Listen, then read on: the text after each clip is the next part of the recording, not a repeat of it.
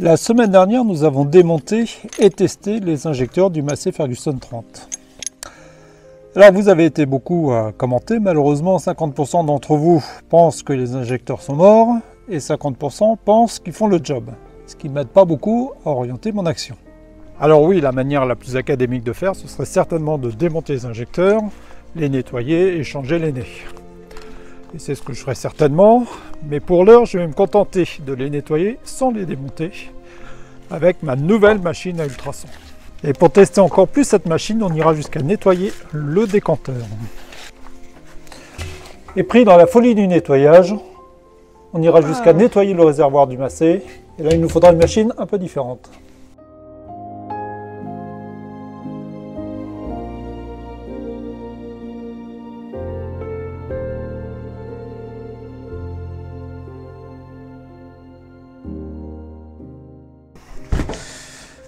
Allez, je vous propose de découvrir avec moi cet ultrasonic cleaner.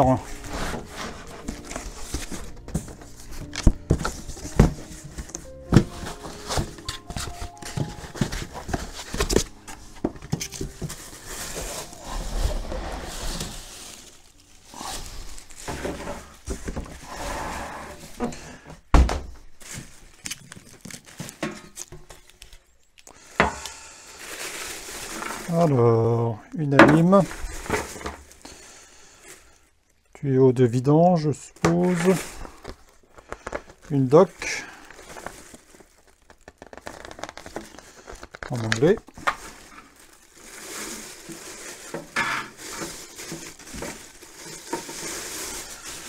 un panier,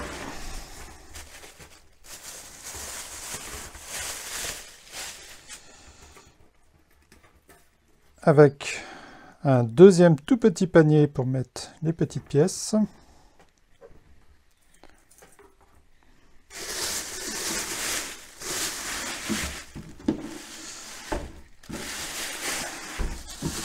Et la cuve en elle-même. Alors comme vous le voyez, ma machine c'est une TH40A d'une capacité de 10 litres.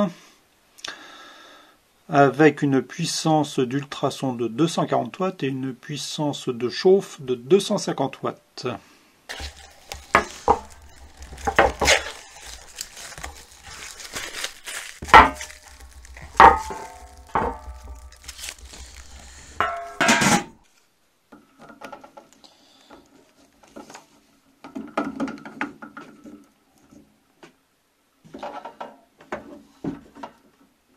Pour ce qui concerne le bain, dans la doc, il recommande d'utiliser de l'eau normale, plain water, pour nettoyer les objets, sauf si les objets sont sales, auquel cas on peut utiliser du détergent.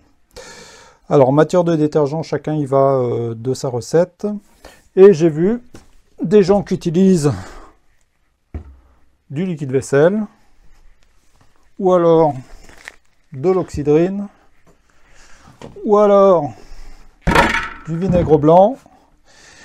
Et puis sur internet on trouve un tas de produits spécialisés pour les bains à ultrasons, produits qui sont relativement chers.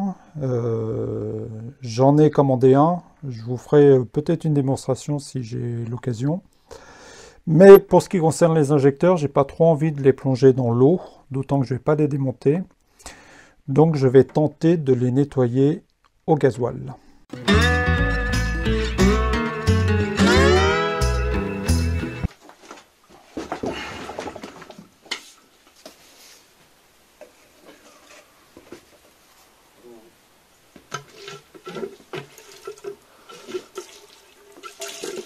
Bon, j'utilise quand même du gasoil propre.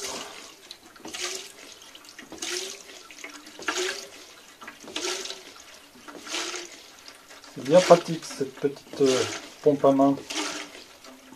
Allez, on va voir le niveau.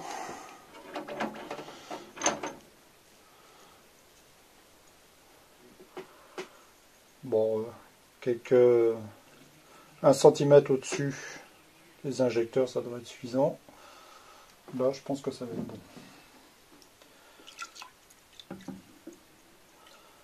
Parce que moins il y a de liquide, mieux ça marche.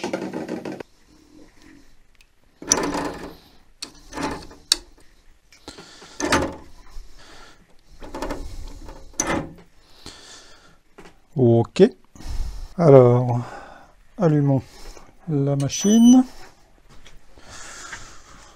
Ok. Alors, pour l'instant, je vais peut-être pas mettre chauffage pour le premier test. Bien que le gazole s'enflamme pas facilement puisqu'il faut atteindre 330 degrés. Enfin, donc là, on va laisser off. Et là, on va mettre on uniquement sur l'ultrason. Donc là, on est parti pour 30 minutes.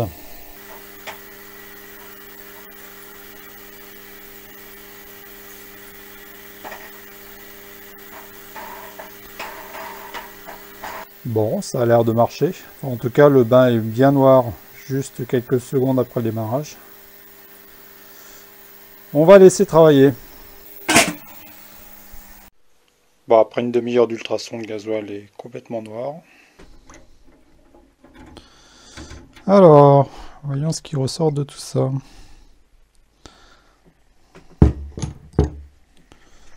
Donc oui, c'est globalement plus propre. Mais là, sur le nez d'injecteur, il y a encore pas mal de calamine. Est-ce que je peux enlever le joint maintenant?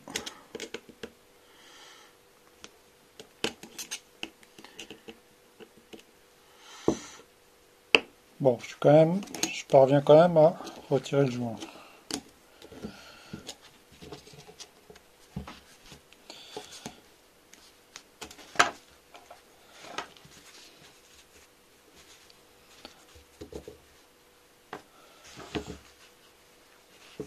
Bon, donc,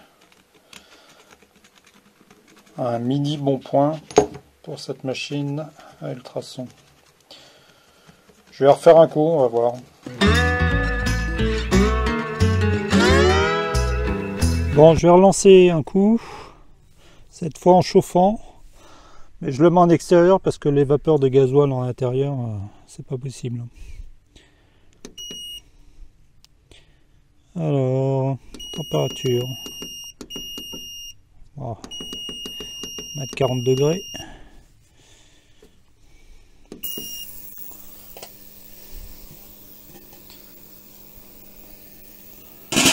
Bon, après une nuit à tremper et plusieurs séances de 30 minutes, voyons ce que ça donne.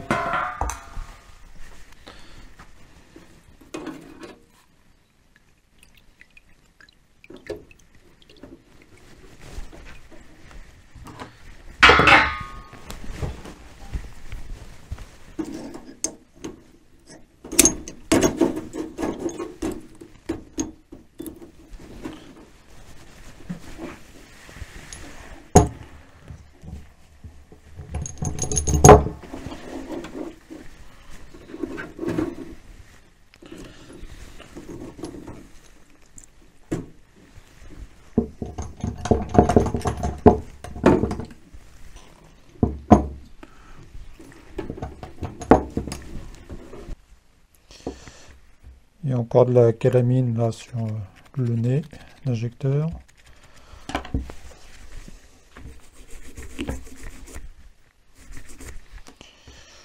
Voilà, qui a l'air quand même un peu de partir. Oui, c'est vrai que ça part.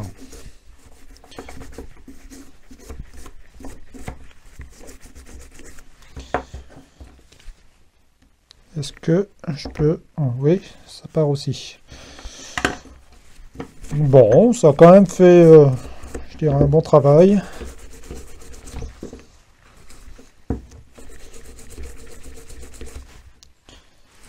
Ouais, c'est pas si mal finalement. J'étais un peu dubitatif, mais c'est pas mal. Ça n'a pas tout éliminé, mais c'est quand même en bien meilleur état.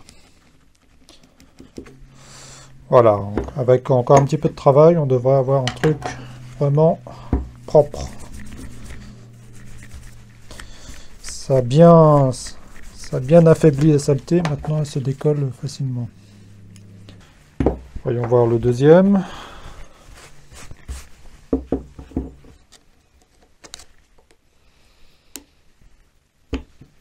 Ouais.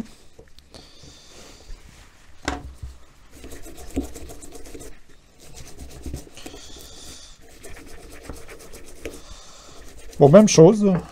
Calamine se décolle facilement maintenant. Bon, voilà la tête des injecteurs après un petit travail de brossage. Donc vous voyez que la calamine est partie. Donc si le nettoyage à l'ultrason ne fait pas tout, ça ramollit quand même suffisamment la saleté pour que après elle parte facilement au brossage. Donc plutôt satisfait de l'opération. Alors est-ce que ça présente un intérêt? Alors sur cette surface là, peut-être pas. Par contre sur cette surface là qui fait l'étanchéité avec le joint, c'est sûrement intéressant qu'elle soit parfaitement propre. Bon, on en a fini avec le nettoyage au gasoil. Et donc je vidange.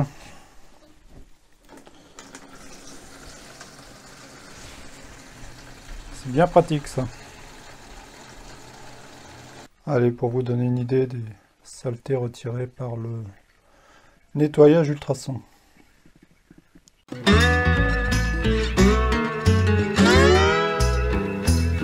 Alors je vous propose de refaire un test des injecteurs. Alors je ne m'attends pas à une différence puisqu'ils fonctionnaient déjà correctement avant. On va s'assurer qu'on n'a rien cassé.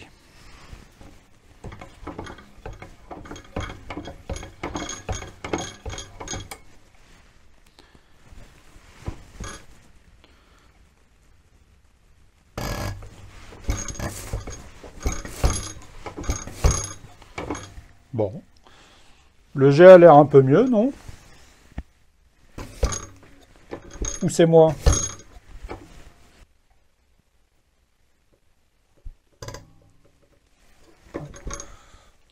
Toujours à 12.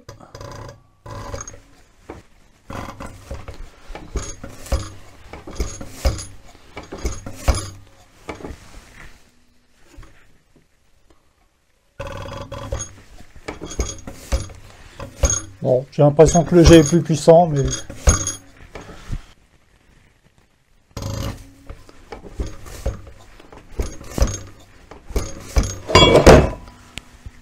Allez, dernier.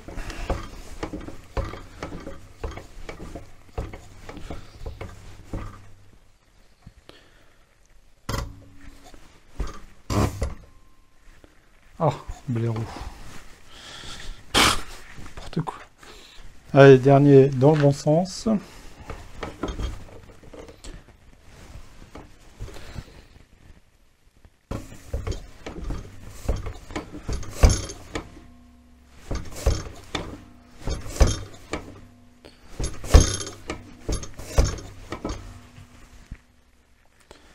Oui, c'est pas génial, là, je trouve, sur la fin. Ça pisse un peu.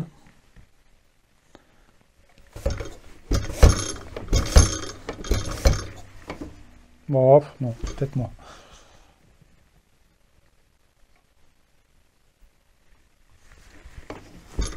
Non, ça va.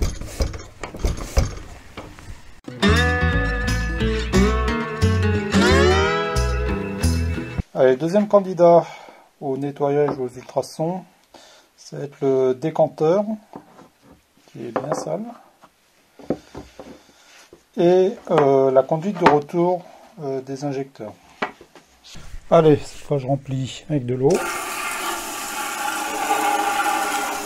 Bon, je viens de réaliser que ce serait sûrement plus intelligent de remplir avec de l'eau déjà chaude.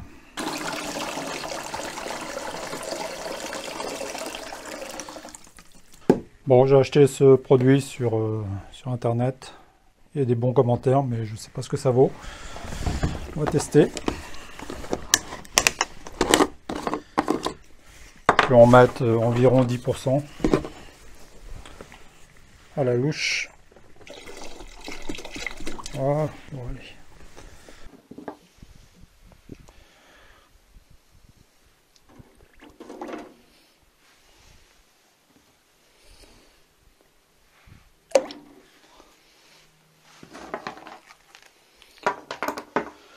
Bon, j'ai pas réussi à retirer là, et puis j'ai pas envie de forcer, donc je vais le faire en 2 fois.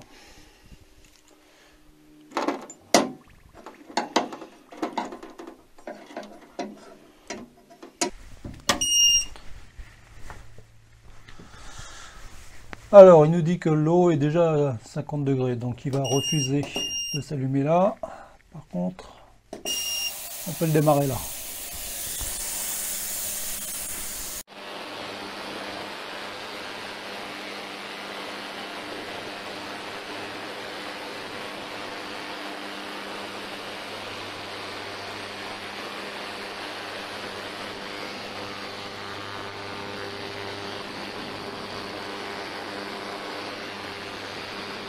Bon, deuxième séance de nettoyage.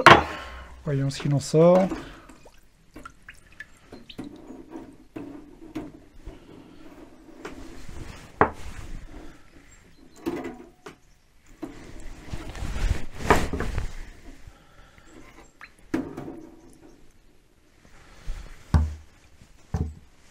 Ok, bah, c'est pas mal tout ça. Le bol en verre est vraiment propre. La partie alu est bien aussi. Tamis qui est abîmé d'ailleurs. Ouais. Il est détaché là, sur le bord. Ok. Bon, comme il me reste du détergent, je vais essayer ça. Voilà. Un petit coup de soufflette. Un petit coup de chiffon, et hop, prêt à reprendre le service. Bon, voilà notre décanteur tout propre. Bon, bah, machine assez sympa, assez utile. Bon, je dirais pas que c'est la première chose à avoir dans un atelier, mais quand on fait de la rénovation mécanique, il y a quand même beaucoup de situations où on a des pièces un petit peu biscornues à nettoyer. Donc plutôt que se faire ça à la main, bah, c'est une bonne alternative. Évidemment, je vous mettrai un lien en description vers ce superbe nettoyeur à ultrasons.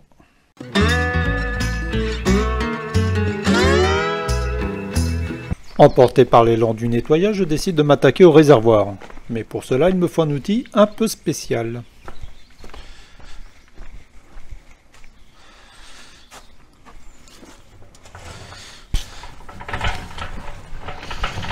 Réservoir. Bon, il est plutôt en bon état.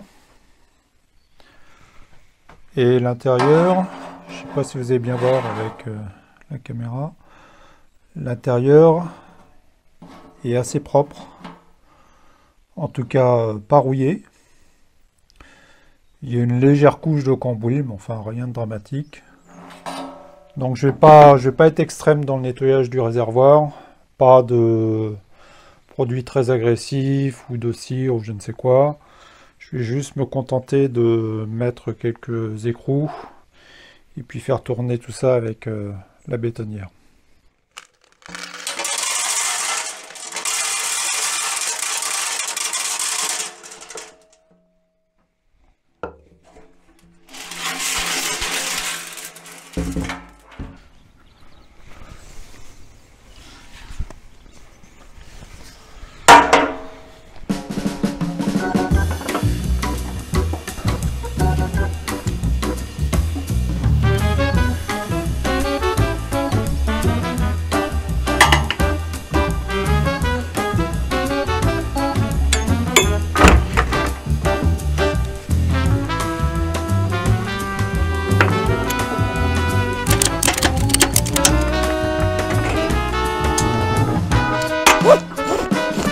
Bon, après avoir essayé de me prendre sur l'extérieur de la bétonnière, j'ai tenté en m'accrochant sur l'intérieur. C'est pas si évident.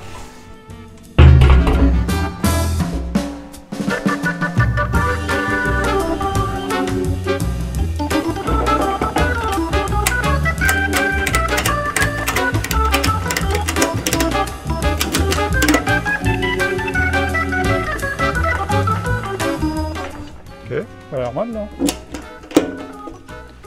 Alors, voyons si ça tient.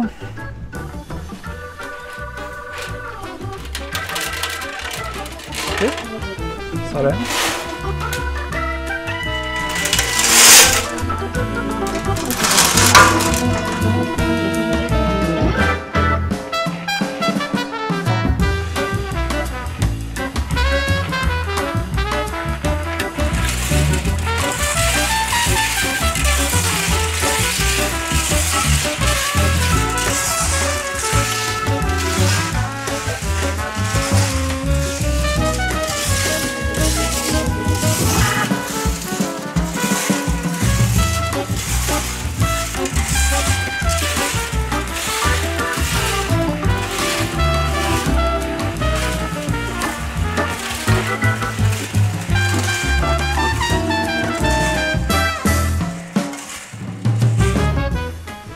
Bon, voyons le résultat après 1 heure de tournicotage.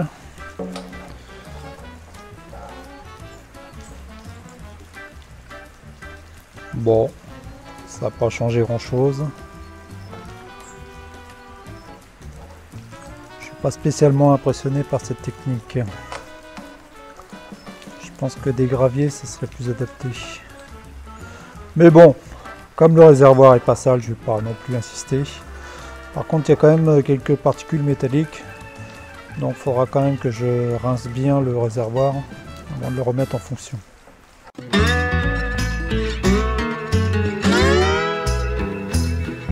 Bon, on a eu une tempête hier et depuis ce matin, la bétonnière ne fonctionne plus. Alors, je ne sais pas si c'est lié. Bon, on va regarder ce qu'il y a là-dedans. Je branche.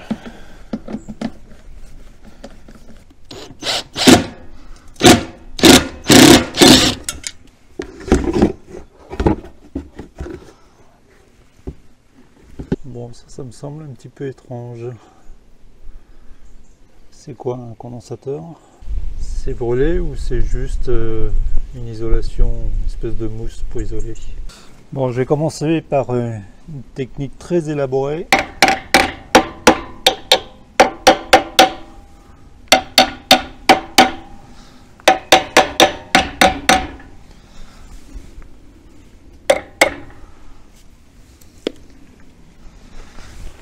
Ok, voyons si ça marche.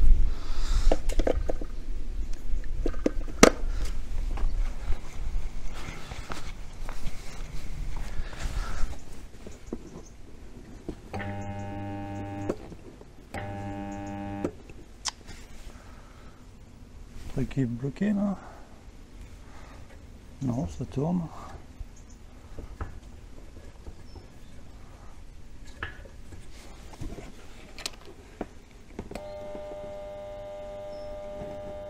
Est-ce qu'on a du courant là?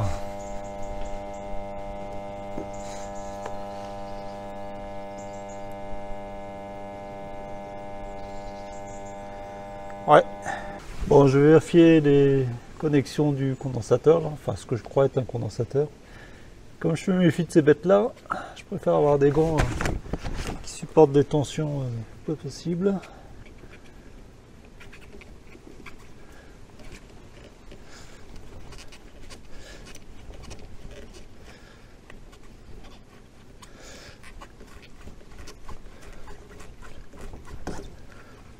Bon, si je l'enlève complètement, lui, ça fait quoi?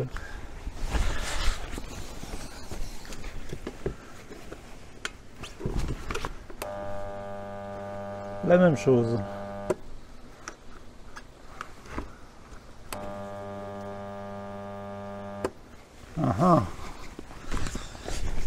Donc si on enlève un composant, et ça fait exactement la même chose, un peu comme si le composant était mort, non?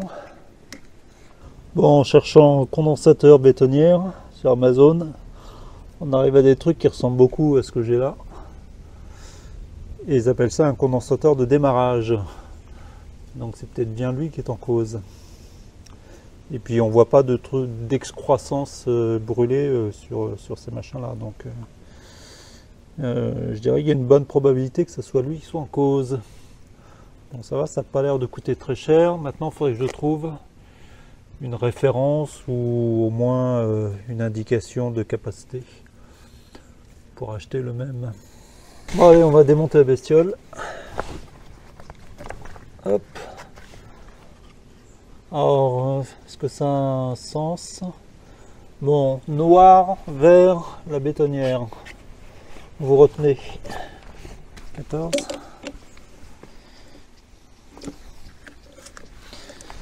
Alors, qu'est-ce que ça nous dit? 12 microfarad, 450 volts. Bon, j'ai regardé une vidéo sur internet pour apprendre à tester les condensateurs. Donc le gars dit que la première chose à faire, c'est de le vider en le mettant en court-circuit. Alors j'espère qu'il ne dit pas que des âneries et que je ne vais pas me le prendre dans la tête. Non, ça va. Bon, maintenant je vais me mettre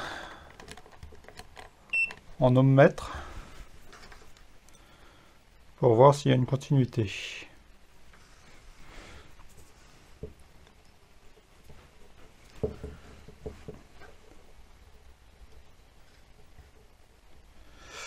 Non, il n'y a absolument rien. Donc ça confirme qu'il est bien mort. Bon, on va essayer de trouver la même chose. Alors celui-là, il est 12 microfarad, 450 volts. Après 25, 70, 21, je ne sais pas ce que ça signifie, mais c'est bien que ça soit identique. Pas trop cher, allez on commande.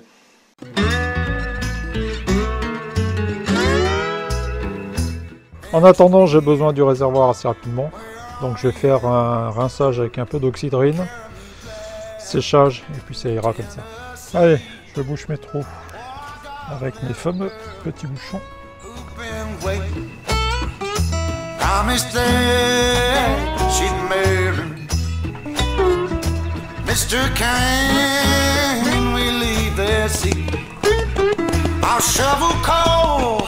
Lord, to pay my fare.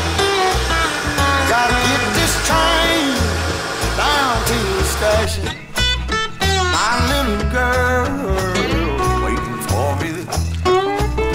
Well, the night is dark and Lord, it's cloudy. I've been traveling that lonesome road. My one true love waiting at sea.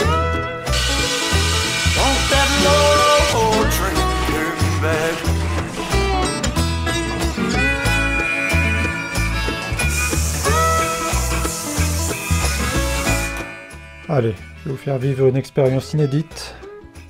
Entrez dans un réservoir.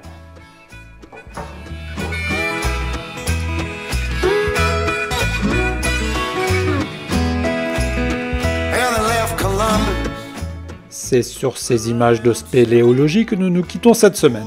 La semaine prochaine, nous franchirons un nouveau pas dans l'exploration de ce moteur en ouvrant le couvre-culasse. Et il risque d'y avoir des surprises. Un programme captivant donc qui vaut certainement un like et un abonnement. Bonne semaine à tous.